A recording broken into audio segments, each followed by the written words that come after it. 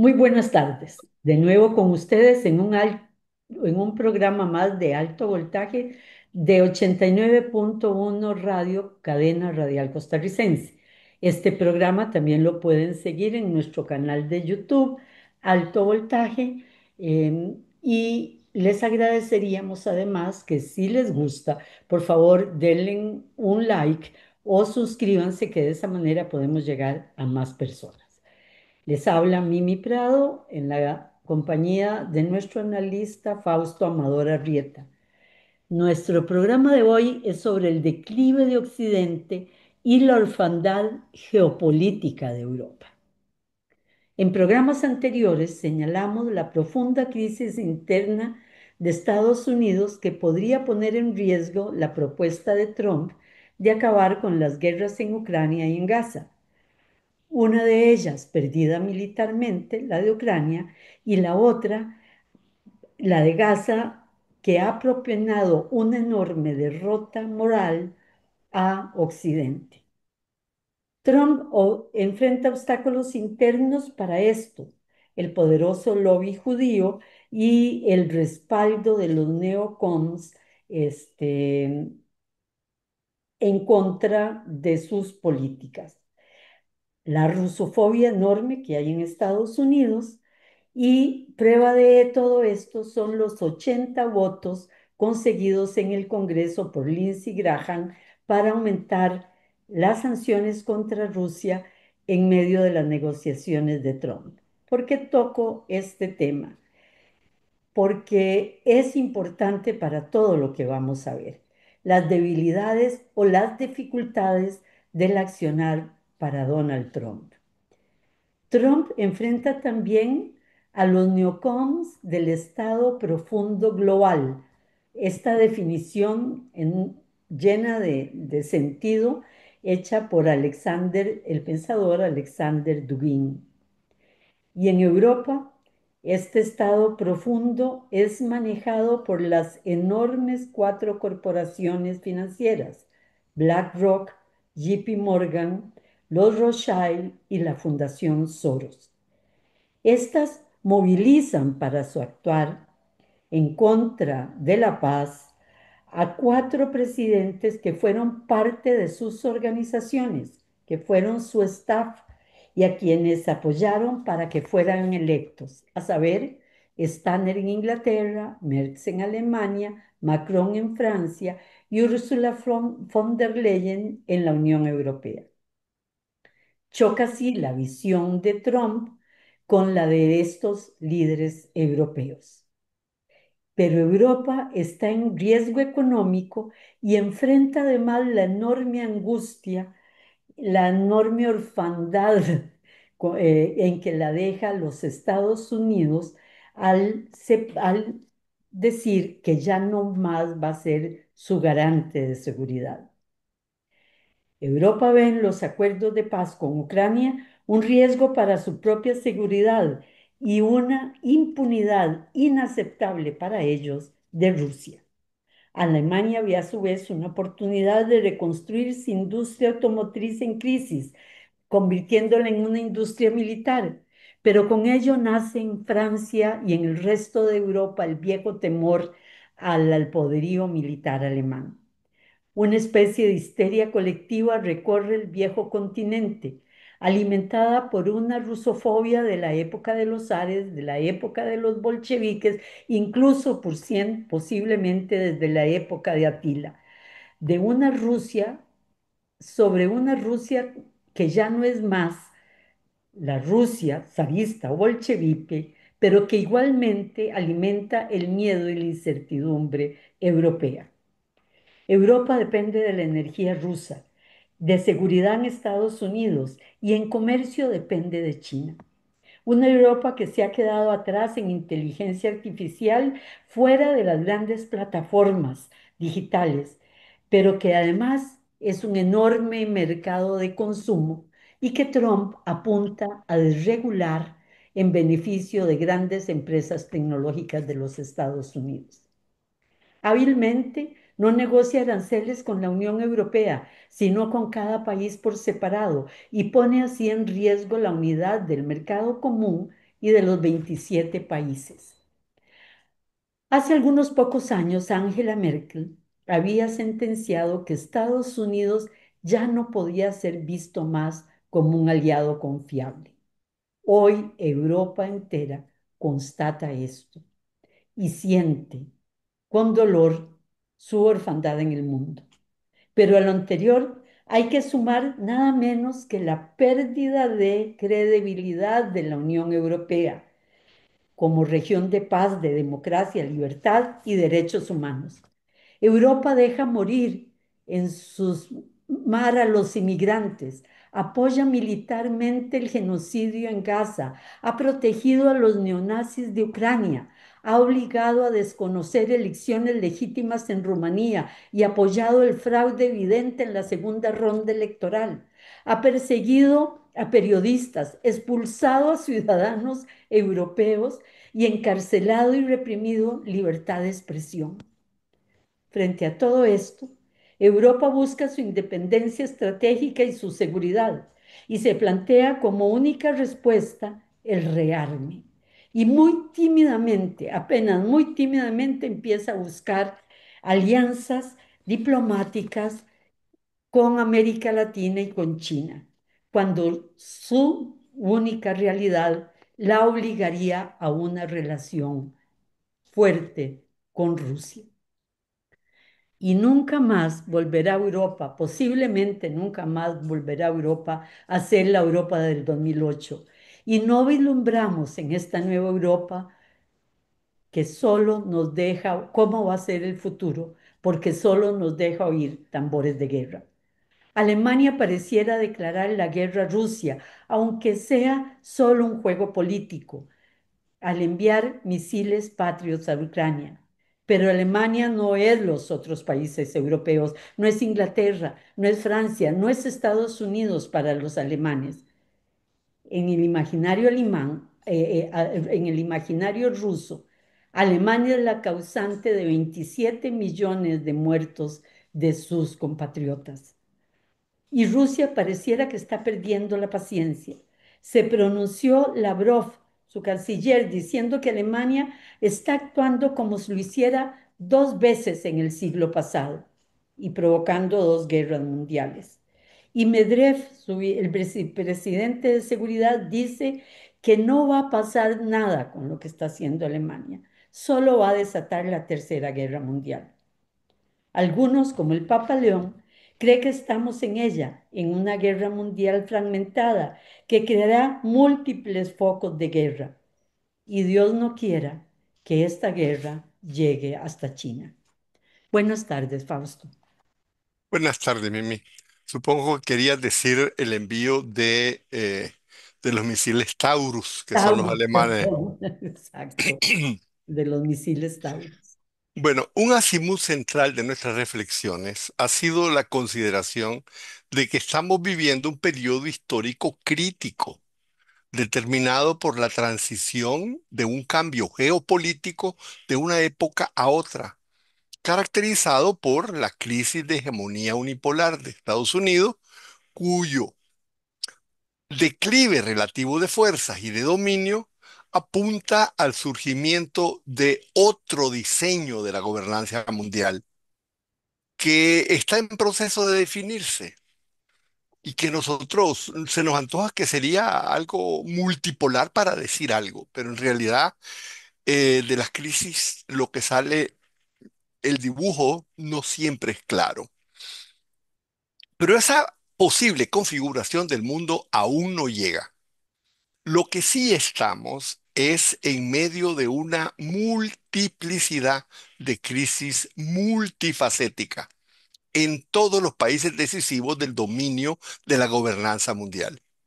Los países que han sido el timón económico, cultural y social del mundo han entrado, dirían los aviadores, en una barrena imparable de declive.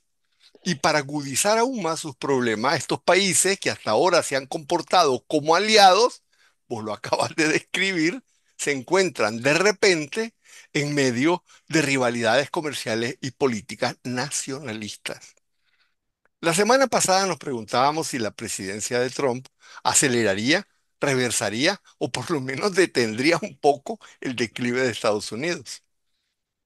Esta semana nos corresponde hacernos la misma pregunta sobre Europa, porque ahora vos lo acabas de describir bastante bien y no voy a repetirlo. Europa está en un declive aún más profundo que Estados Unidos. Y cabría preguntarse si su clase dirigente, los partidos en el poder de sus principales países, están en capacidad de revertir ese declive. Porque el declive de Estados Unidos es complementario al declive europeo, ya que Estados Unidos no ha ejercitado su hegemonía en solitario.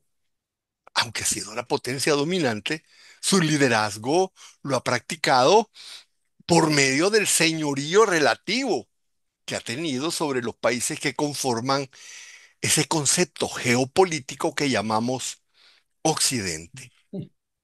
Así que cuando hablamos del declive de Estados Unidos, en realidad estamos hablando del declive de Occidente. Y Occidente es una palabra a la que nos referimos más geopolítica que cultural o geográficamente, y ha sido asociada a un conjunto de países altamente desarrollados que han ejercido dominio hegemónico de la economía y de la política mundial bajo, claro está, liderazgo de Estados Unidos.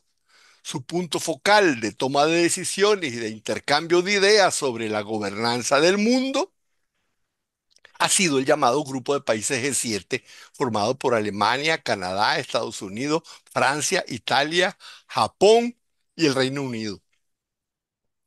Los países del G7 de Occidente geopolítico se han presentado como un, un bloque compacto de dominio, pero han ido viendo disminuir su participación en el Producto Económico Mundial, lo que en sí mismo tiene un enorme significado, pero además han entrado en una espiral irreversible de crisis multifuncionales, políticas, económicas, comerciales, sociales, regionales y de influencia internacional. O sea, es un cuerpo totalmente enfermo y además ahora están entrando en una crisis yo le llamaría, de relacionamiento recíproco.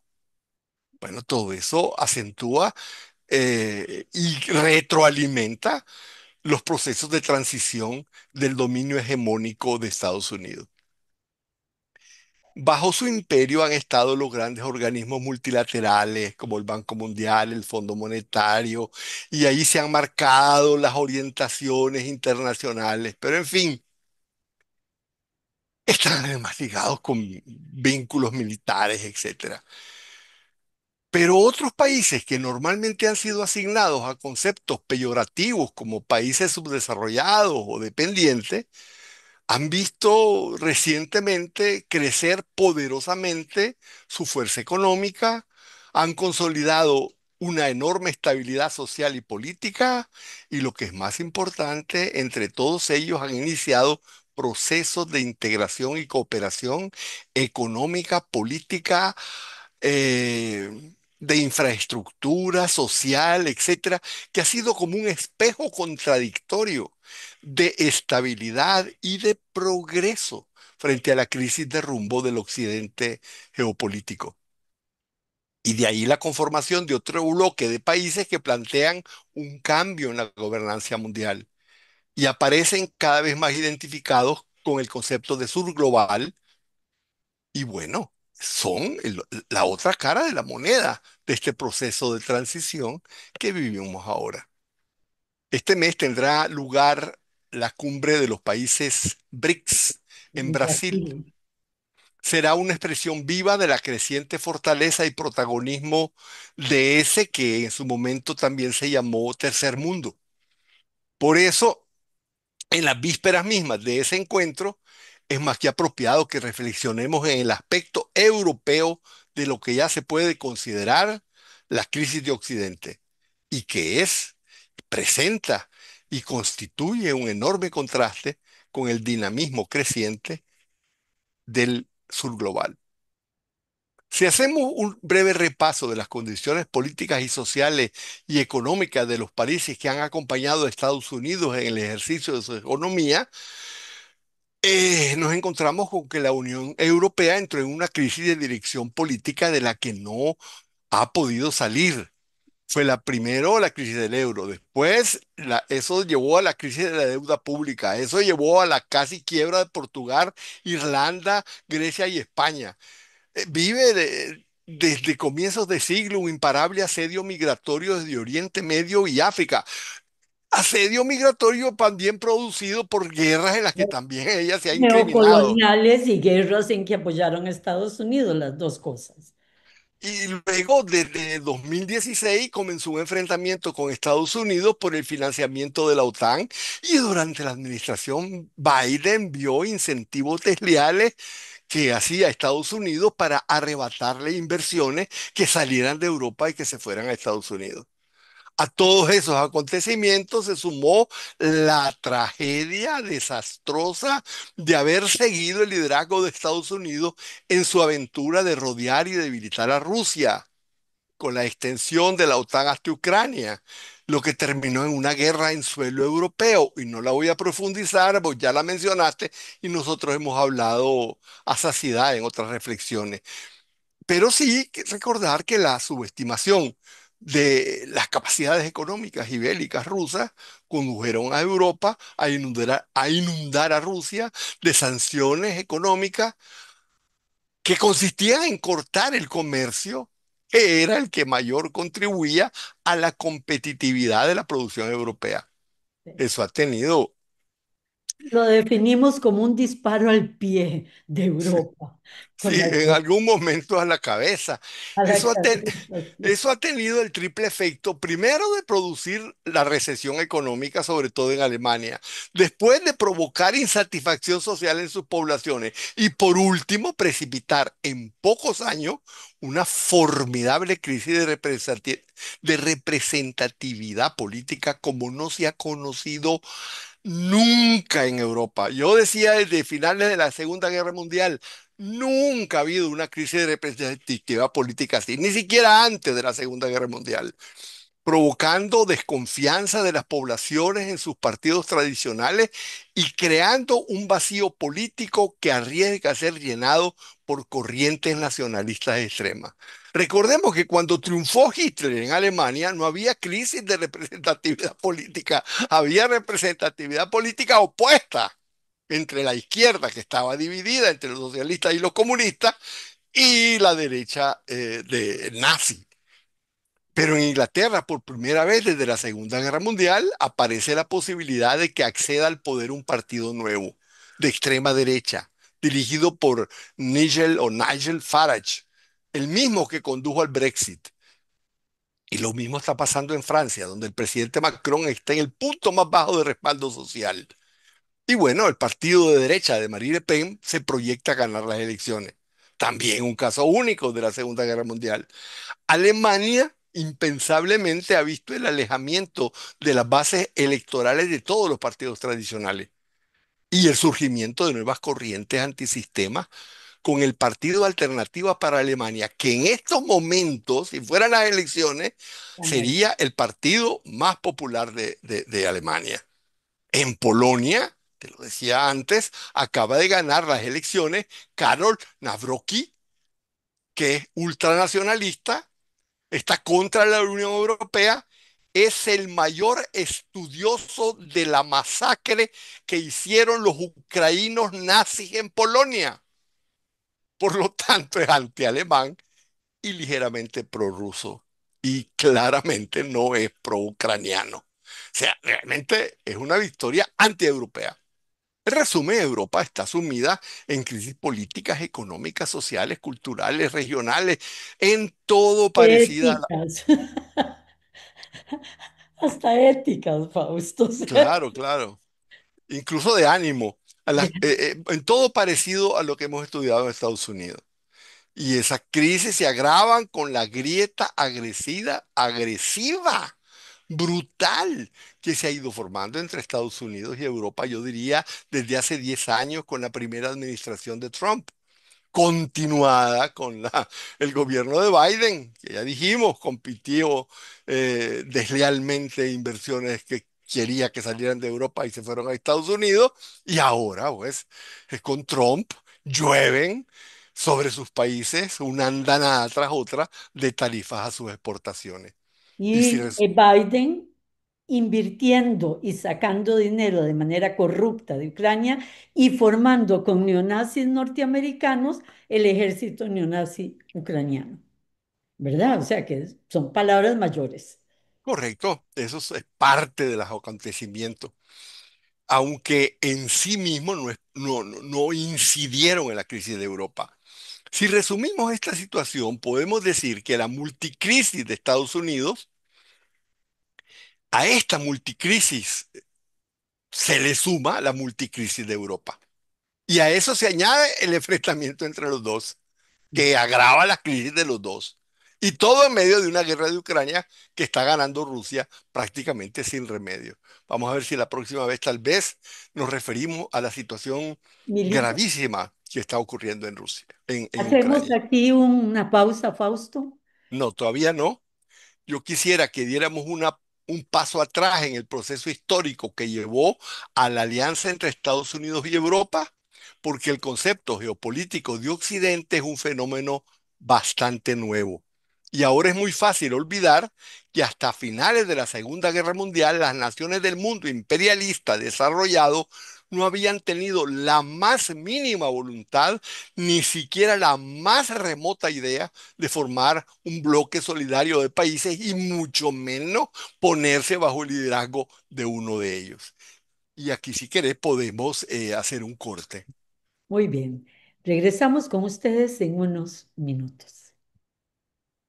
De nuevo con ustedes. A partir del análisis de Fausto, de que con anterioridad nunca había habido en la historia del continente europeo una relación de unión que la Segunda Guerra Mundial sí va a producir, posterior a la Guerra Mundial. Y entonces, creo, Fausto, entrarás a las causas, ¿verdad? Y la forma en que se va haciendo este periodo. Correcto, y la funcionalidad que tuvo. Yo quisiera que diéramos un paso atrás en el proceso histórico que llevó a la alianza entre Estados Unidos y Europa. El concepto geopolítico de Occidente es un fenómeno nuevo, porque ahora es muy fácil olvidar lo que vos estabas diciendo, que hasta finales de la Segunda Guerra Mundial, las naciones del mundo imperialista desarrollado no habían tenido la más mínima voluntad, ni siquiera la más remota idea de formar un bloque solidario. Y había dicho anteriormente que muchísimo menos bajo el liderazgo de uno de ellos. Mm. Los países dominantes competían comercial y militarmente entre sí durante toda la historia. La estabilidad europea y mundial se fundaba en el concepto de mantener un equilibrio de fuerza, de no permitir que ninguno fuera más fuerte que los otros y mientras tanto combatían por repartirse el mundo que habían convertido en un enjambre de colonias. Con todo y haber salido Estados Unidos como el país más poderoso después de la Primera Guerra Mundial, ni siquiera eso produjo una relación diferente entre los países europeos que siguieron caminos propios y enfrentándose. Es por eso que la Segunda Guerra Mundial nació esencialmente como un fenómeno europeo. De hecho, la primera invasión de Estados Unidos a Europa durante la Primera Guerra Mundial fue un acto de competencia imperialista con Alemania, porque Estados Unidos calculó que si Alemania lograba vencer a Inglaterra y a Francia, sería una potencia impresionante que dominaría el Atlántico y estaría como el rival directo enfrente de Estados Unidos. Y bueno, en ese periodo no hubo guerra de bellas palabras, no se combatía por la libertad, la democracia, ni nada que eso. Fue una clara guerra de realismo geopolítico. Solamente el final de la Segunda Guerra Mundial vio nacer el concepto geopolítico de Occidente como producto de las realidades de la Guerra Fría. Mm. Occidente fue el producto geopolítico de la Guerra Fría. no surge del reconocimiento de una supuesta identidad cultural unificatoria con Europa, todo lo contrario. Fue el orden mundial surgido de la Guerra Fría el que produjo ese constructo estratégico conceptual que llamamos Occidente. De hecho, desde entonces, Occidente es un eufemismo que describe el imperio estadounidense sobre Europa. Antes de del 45 no existía ningún destino común, ninguna alianza, ninguna aspiración unitaria de espíritu, ni entre los países europeos, mucho menos con Estados Unidos. Todo lo contrario.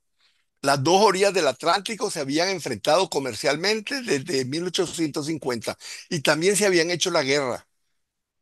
Ya hablamos, con dos gigantescas guerras mundiales que provocaron dos grandes invasiones de Estados Unidos a territorio europeo. Tampoco intervino Estados Unidos en la Segunda Guerra Mundial por afinidad cultural o ideológica, sino de nuevo para impedir que la Alemania de Hitler se convirtiera en una superpotencia euroasiática capaz de la misma, como en la Primera Guerra Mundial, En el de disputar, momento, perdón, que de dis- Stalin y Rusia hicieron un tratado, en ese momento Estados Unidos desesperó. desesperó, pero no entró en la guerra. No, no, pero De hecho, sabía que iba a pasar. intervino en la guerra incluso de forma tardía después del ataque japonés de Pearl Harbor.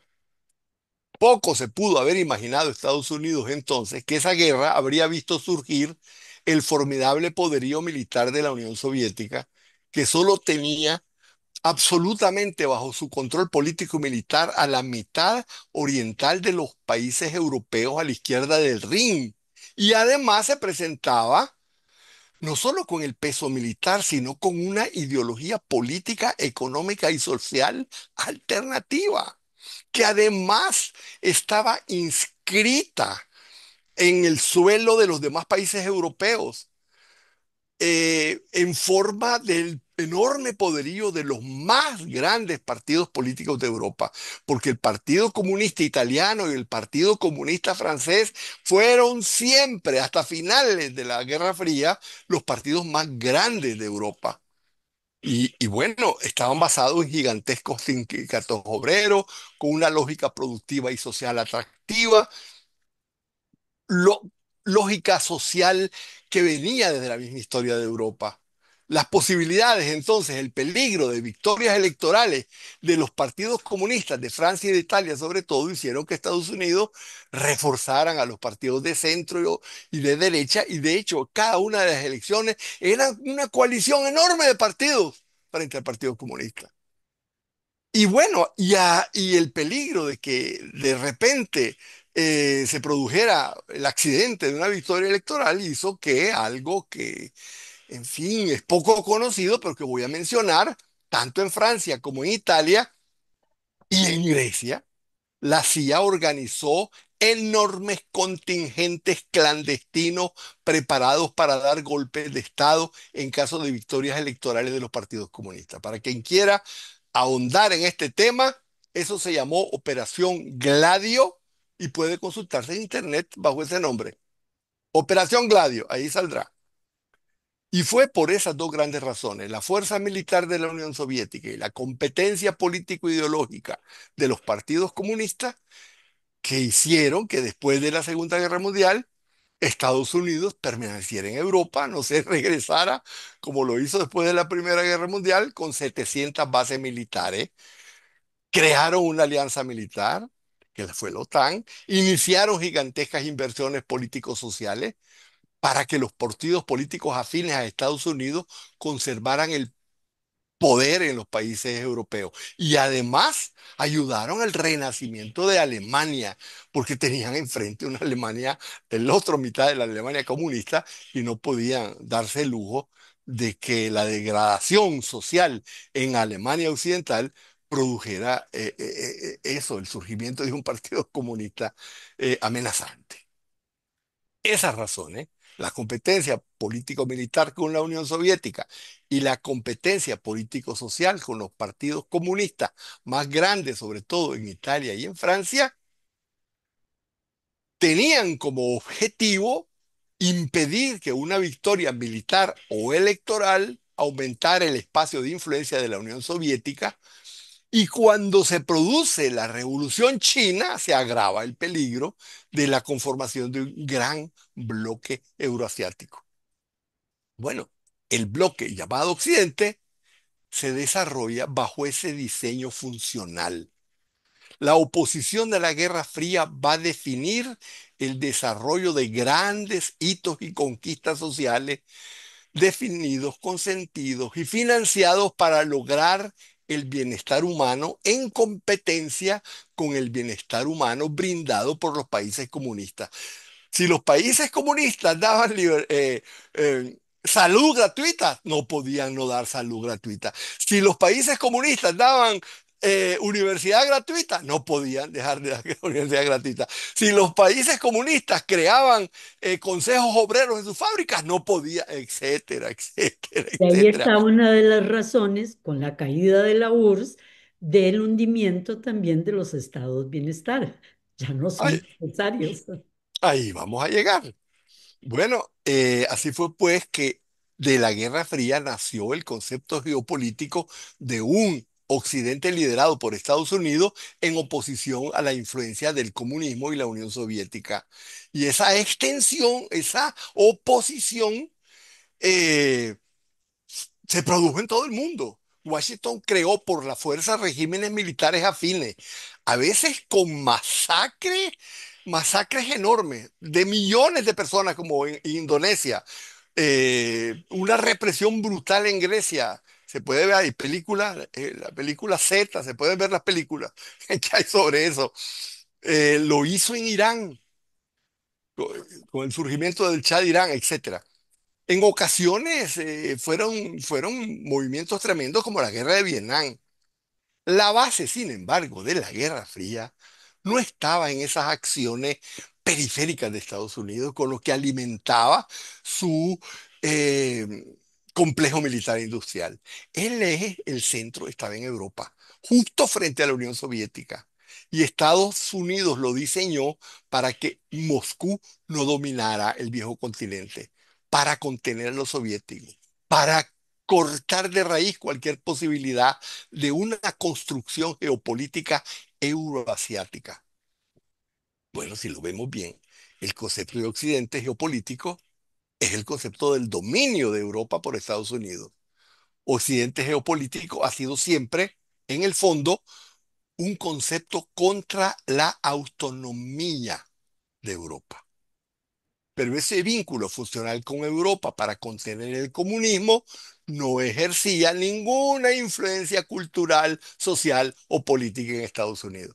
Como Estados Unidos no se sentía amenazado ni por ningún partido comunista, ni por ningún país comunista que tuviera enfrente, se podía dar el lujo de tener una brutal discriminación racial, un sistema sindical corrupto en manos de la mafia, una política social y laboral regresiva, pero en Europa las clases dirigentes tenían que competir hegemonía cultural con partidos socialistas obreros y se vieron obligadas a permitir el desarrollo de una cultura social fundada en principios de equidad distributiva, sistemas universales de salud, gratuidad en la educación desde la escuela hasta la universidad, derechos laborales, concertación obrero-patronal en las empresas, redes sociales de combate contra la pobreza, en fin, en Estados Unidos, mientras tanto, no tenía ningún problema y sus inversiones iban para la guerra.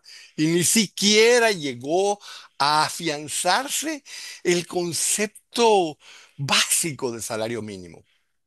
Los avances sociales europeos para Estados Unidos cumplían una función decisiva como dique del avance del comunismo y de la fuerza de la Unión Soviética. La cuestión es que, y vos lo dijiste, desde 1991, al desaparecer la competencia comunista para el dominio de Estados Unidos, desapareció también la funcionalidad que tenían las conquistas sociales europeas. Para las clases dominantes de la misma Europa, también se perdieron eh, el sentido que tenían las concesiones sociales que habían vuelto muy caras y poco competitiva su producción. Por eso, cuando desapareció el peligro nacional de un ascenso comunista, los impuestos a los ricos podían caerse al suelo. Los bancos, que eran del Estado, podían privatizarse. Los sistemas de salud y de educación comenzaron a degradarse. El combate a la pobreza perdió fuerza. Los capitales, además, huyeron de Europa. Poblaciones enteras del campo quedaron abandonadas. Yo recuerdo, yo estudié un tiempo en Europa, que en vacaciones muchas veces hacíamos un grupo de estudiantes que alquilábamos varias casas en Francia, en pueblos totalmente desiertos. Era una cosa increíble. Así se inició el proceso de desmantelamiento industrial de los principales países de Europa. Con ese desmantelamiento, la fuerza del movimiento obrero perdió el fundamento industrial en el que se fundaba y se fueron reduciendo las conquistas sociales en las que se basaba la representatividad política de los partidos obreros y el escenario de la Europa social se degradó. Se debilitaron además los nexos que tenía el progreso de Europa con el progreso de los Estados Unidos, hasta el punto en el que Occidente geopolítico dejó de perder su eje funcional. Para los Estados Unidos, el progreso europeo dejó de ser decisivo, significativo. Con el fin de la Guerra Fría, desapareció la funcionalidad de la Europa social como condición del dominio geopolítico mundial de los Estados Unidos. De la caída del muro de Berlín surgió un Estados Unidos ejerciendo hegemonía propia sin necesidad de ningún respaldo europeo. Y entonces Europa se descubrió a sí misma en toda la dimensión de ser un continente dominado y sin autonomía. Se podría decir que ese proceso de degradación se produjo así, como lo mencionamos, en el ámbito social, en la representatividad política, en la funcionalidad de Europa como respaldo al dominio de Estados Unidos. En fin, al dejar de ser Europa un dique de contención del comunismo, los países europeos volvieron a sentir sobre ellos el peso del nacionalismo de Estados Unidos, porque ya no le eran complementarios, porque los intereses geopolíticos de Estados Unidos ya no la necesitaban.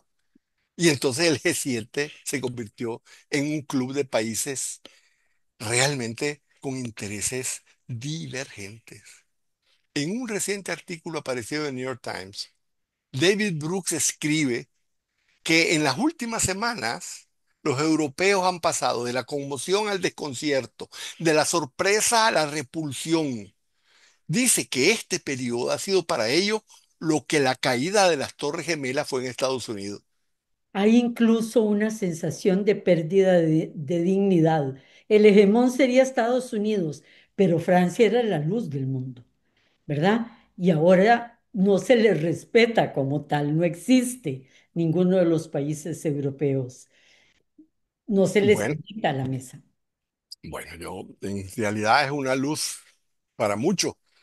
El despojo de todas las ilusiones fue lo que se produjo. La exposición de la existencia de un Estados Unidos convertido en amenaza existencial.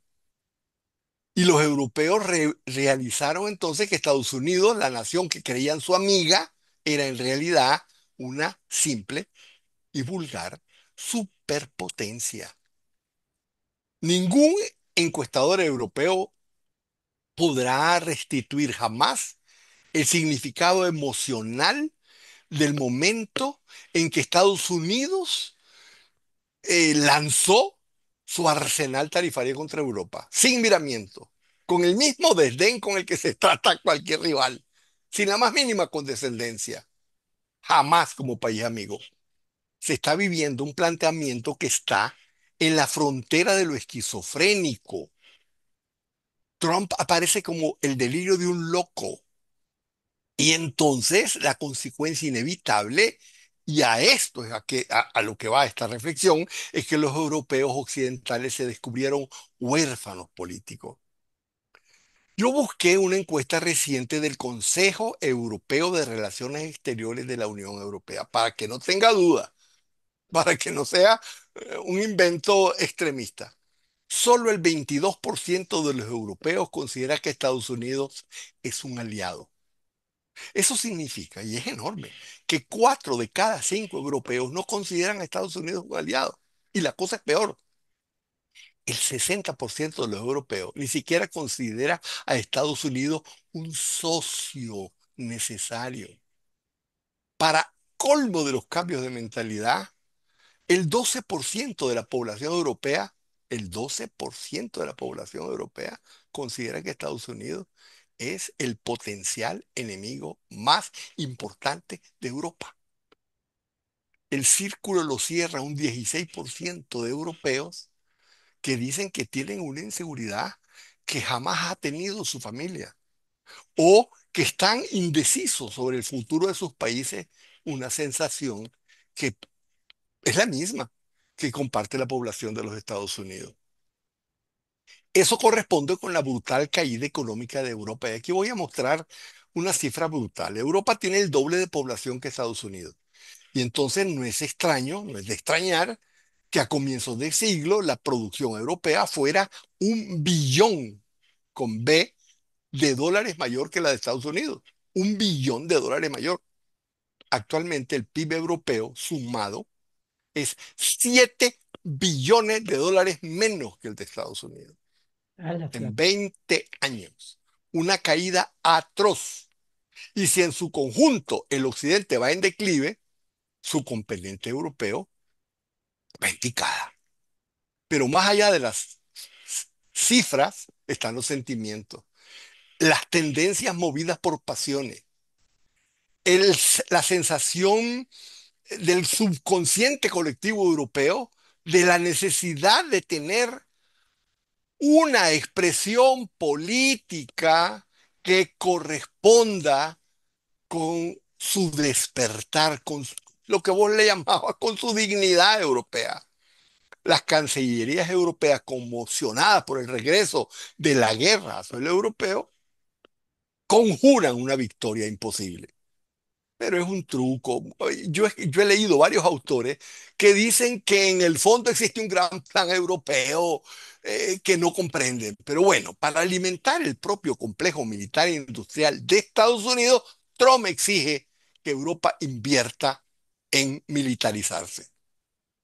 Y entonces, cuidado con lo que quiere, porque tal vez lo logre y se encuentre con algo que no está buscando. Una Europa armada puede perfectamente convertirse en una Europa unida y autónoma. Y eso sería una Europa que también podría convertirse en otro rival geopolítico de Estados Unidos. Y la tentación de volver a tener lazos con Rusia sigue siendo todavía más grande. Y para Rusia es muchísimo más importante renovar lazos con Europa que tener buenas relaciones con la inseguridad política de los Estados Unidos. Bueno, la guerra de Ucrania provocó el corte de Europa con los lazos imaginables y funcionales que estaba desarrollando con Rusia, con su destino euroasiático. Ahora tiene el duro despertar sin Rusia, sin Estados Unidos, huérfana. Europa, es decir, o revive o se convierte en un museo. Es posible que termine siendo eso, un destino vacacional hermoso, pero los europeos tienen las condiciones materiales para entender que es su momento de cortar el cordón de seguridad con Estados Unidos, de dejar de desearlo, de revivir su propio destino. Yo creo que este es un punto en el que podemos terminar. Y volver a ver al resto del continente europeo, ver a los euroasiáticos como una salida en su destino. Muchísimas gracias a todos ustedes por acompañarnos. Fausto, creo que fue un rico programa. Muy buenas tardes. Buenas tardes, Mimi.